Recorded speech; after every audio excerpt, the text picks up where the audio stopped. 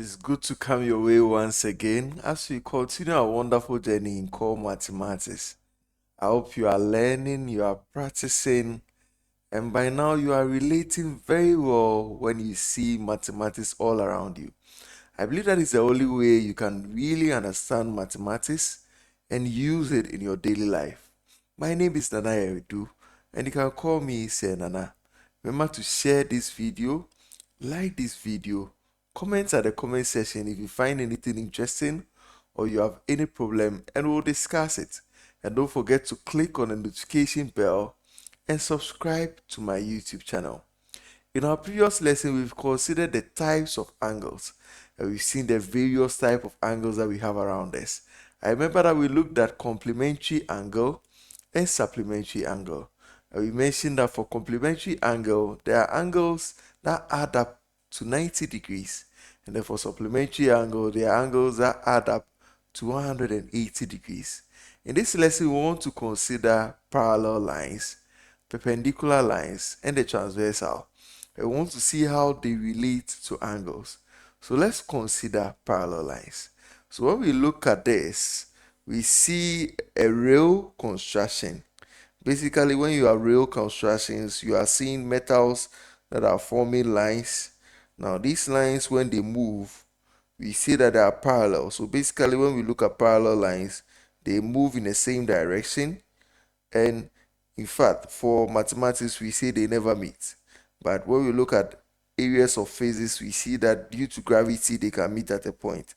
So basically, when we want to define what parallel lines are, we can say that parallel lines can be defined as two lines that are in the same plane that are at equal distance from each other.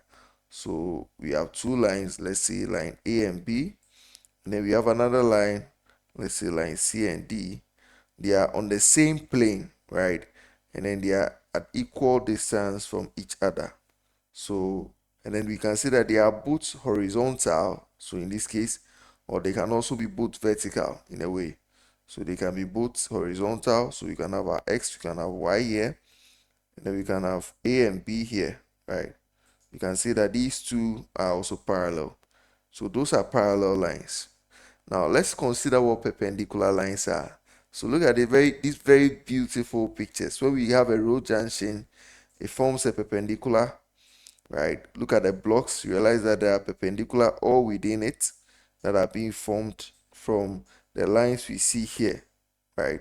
So we are forming some perpendicular all around these ones. And then when we take a field, right? This is a field where they play long tennis.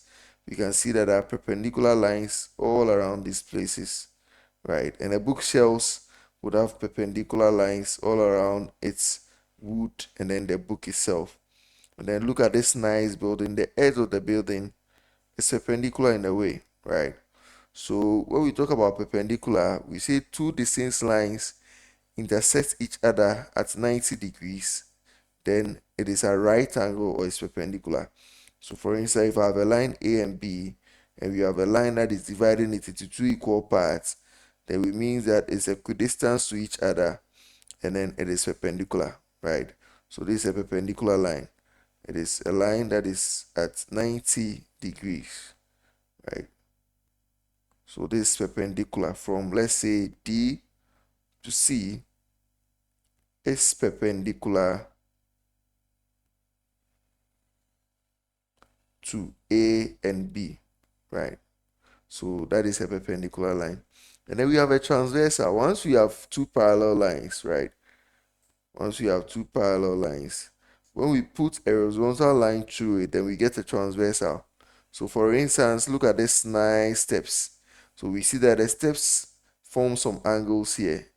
As I said earlier, there are some angles all around these steps. But then when we consider the interesting part, these lines that are being used as railings to protect someone when he's climbing the steps, they can have a transversal, which is a line that crosses the side. So the line here is a transversal to the parallel lines here, right? So that is what we call a transversal line. Or we can see this when we have these parallel sides, a line that is created here is a transversal.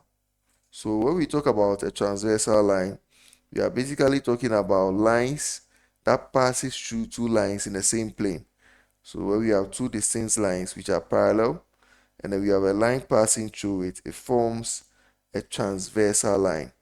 So we've basically considered what a parallel line is, we've considered a perpendicular line, and we've considered a transversal line. So in this lesson, we've basically considered the types of lines that we have, and we'll be able to look at how they relate with angles in our next lesson. Remember to share this video, like this video, and subscribe to my YouTube channel. See you in the next lesson.